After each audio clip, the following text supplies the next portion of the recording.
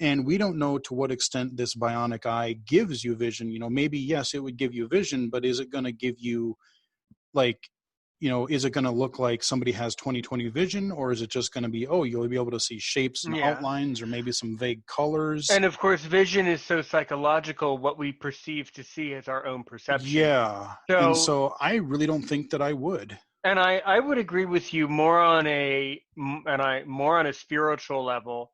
I am not religious, but I'm not religious, but I do believe in God, and I have a suspicion about something, which is that in life, the part of life that is really interesting, and the part of life that is most rewarding, and the part of life that is most challenging is one thing: that life is not fair, and we have to accept it. So I think for me, I would say no. I was born blind for a reason. It's my job to figure it out. As Samuel Clemens once said, "Oh, okay, whoops. Oh, Jesse. I'm getting the hate mail. Here's the hate mail. Okay, there's some nasty tweets in the feed now. All right, there they are." But as Samuel Clemens once said, there's only two important days of your life: the day you're born and the day you find out why you were born.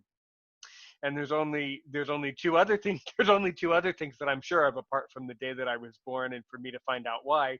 That in my life I'll pay taxes and eventually I'll die, and then who knows? Right. Yep. So I'm not.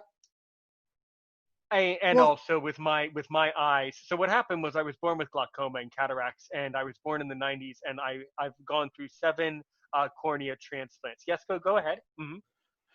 Well, yeah, no, I mean, I definitely get where you're going with that. And the thing is, it seemed, it is scary in the beginning, and it can be really, there are times, I've dealt it with it all my life as well. And it can be frustrating at times, but honestly, I've just learned to deal with it. And like I said, other people, I think a lot of times other people actually think that my low vision is much more of a big deal than I do. I just whatever. Of course, it's just another thing, It's how we live, of course. Yeah. Mm-hmm. Yeah, I have usable vision too, enough to play the video games. But with my work as a teacher, and then my podcasting, and then taking care of my retired guide dog, I find that I just have no interest in it. It's just playing the video games is painfully boring, and not for me. My brother's into it. My brother has all those games. Yes, he's got a lot of them. I don't know if he's played any of those more advanced single player campaigns, but I do remember when I played video games, my favorite was always Assassin's Creed, the multiplayer. So much fun. Just a blast. Yeah, see, multiplayer is where I often have trouble because a lot of it is team-based, and usually what happens to me is by the time I figure out if somebody is friend or foe, I'm dead. So either that, or if I jump and then I start attacking somebody, oops, I didn't mean to attack my own teammates. So if I do multiplayer, I generally gravitate to the more free-for-all, like if it moves, shoot it, kind of old school design of multiplayer, or else cooperative stuff. Yeah, what's your now I have played it in the past. I don't have much. I don't play it recently or often, but I have had some experience with RS games. What is your opinion of that? I've looked at it a little bit, but I haven't really played it all that much. Yeah. Because a lot of that is more like card and board game type stuff, correct? They've got a lot now. They're expanding supposedly. They do card games, board games, casino games. Yeah. And it is, if you get the right people in the room at the same time to play it, it is really competitive. It is really cool. Oh, yeah. And I do like in the right situation, in the right environment, like especially with friends, I do love playing. Like my friend and I, back when I lived in a different place, we would play cards every weekend, and it got really heated. It was fun. Oh, yeah. But like as far as like video games and stuff go, I do play those types of games occasionally, but they just don't really hold my interest over time. So I like games with a little bit more, like, I don't know. Just, more of the kind of traditional like mainstream games, whatever you want to call them, your racing or action adventure, your shooters, those types of things. I just kind of gravitate more toward that type, or some puzzle games every now and again. Like I said on the channel, I do so much of a variety of all kinds of different Yeah, things. you've covered so much of a variety. It's hard for me to Yeah. pinpoint exactly what some of those things were called. Hmm.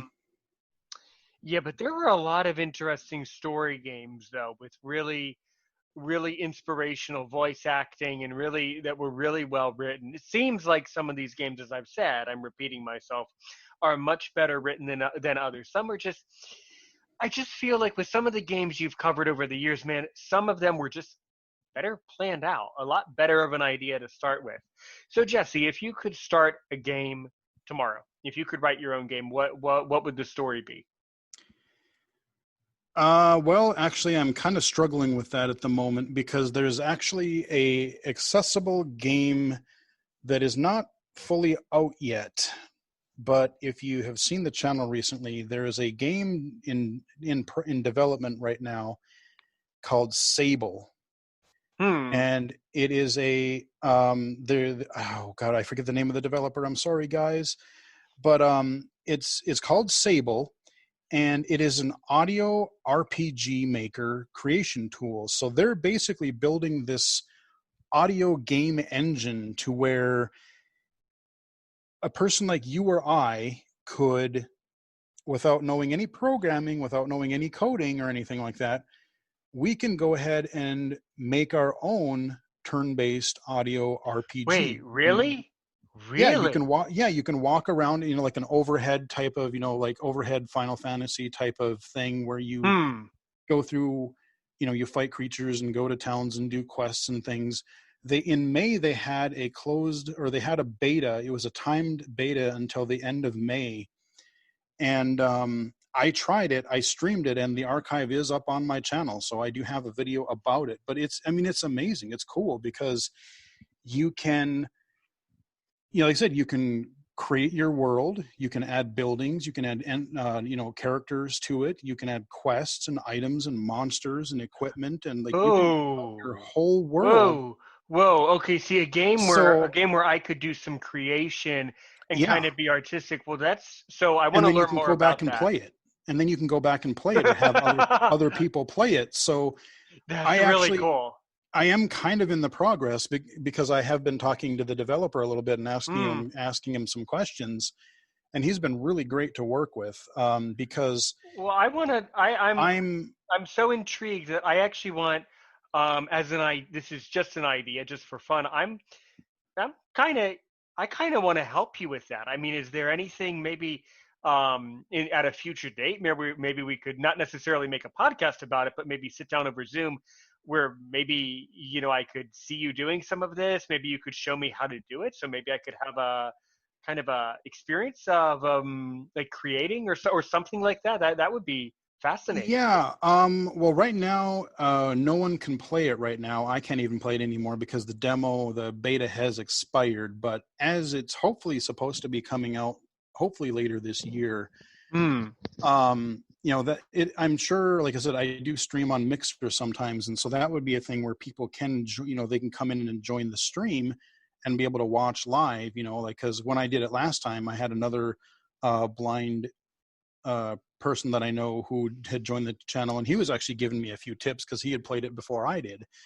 And so we were just in the chat talking while I was building, and he was giving me a few tips of like, wait, how do I make this thing work, or how do I make it happen? So I'm kind of in the process right now of kind of trying to think of some kind of a basic story or basic world so that, the game isn't out yet, but if I can write a few documents down of like, okay, these are the characters, this is the world, these are the things that I'm going to have to build and eventually put in the game, so that when the game comes out, I can actually build the thing. So Hmm.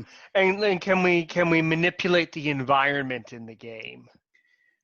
I mean, to some degree, you have different location types. You have like a grassland or a um, indoor, outdoor. You have grassland. You can make things into like caves or whatever you want to do.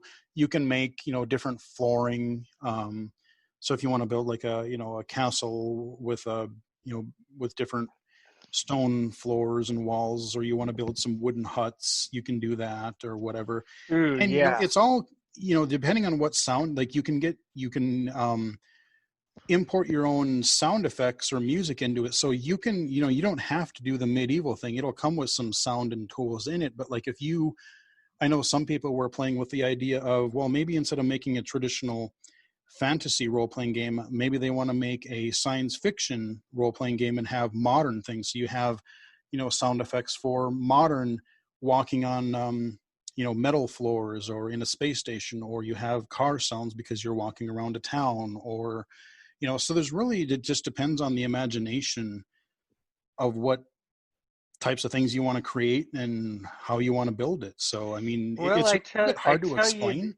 I know, I get it, man. I tell you what, I have some ideas, but of course, I don't want to give them all away on a podcast. Right. I would want you to. No, I do have a real idea, but what Mm-hmm. I would like, if you can, the next time you get into it, maybe if you can give me a week's notice. I know that's hard, but with the gaming world, these things pop up all of a sudden. But if you can give me some notice, Oh, yeah. I would be really interested in joining your stream, and I would be really Absolutely. Yeah, interested absolutely. I don't know in when they're going to have another beta yeah. available, or I don't know when Mm. the full game is coming out, but Because you see, rest assured, I will be revisiting it again. I would be well rest assured, I would be actually really inspired if I could give you a storyline that then you could create a game over, because I have one in my mind, and then Mm-hmm. you get other people to play it, and then I can think about it. That would be really cool for me. Yeah, And and then what you quickly nobody would know it's me who is coming up with mhm. that.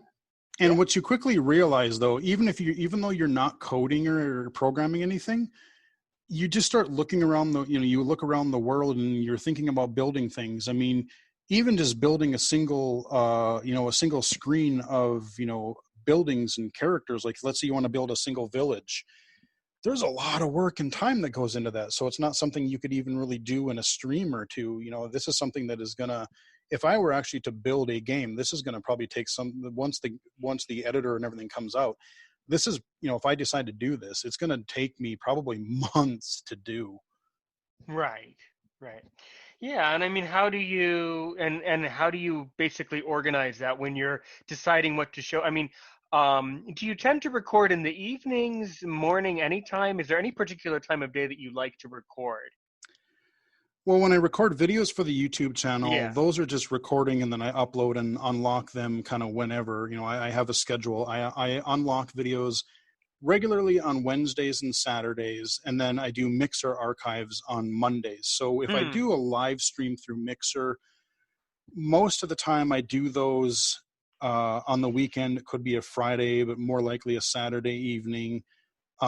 Sometimes I do it in the afternoon because I have had a few people join me in the past who have been over in the UK or whatever, and they, their time zone is ahead of theirs and ahead of ours so far that if I stream in the evening, they just can't join. So I try to mix things up a little bit and do a few day streams sometimes as well, just to be more inclusive to, having more people be able to watch.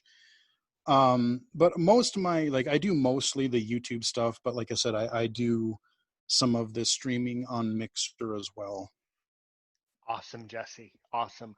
I absolutely am looking forward to that. Looking forward to giving some ideas. I think I would be more entertained actually. I would take more satisfaction in giving you my ideas, having you create something amazing, and then everybody else plays it and then blames you for it Yeah. than me creating something and then having people blame me.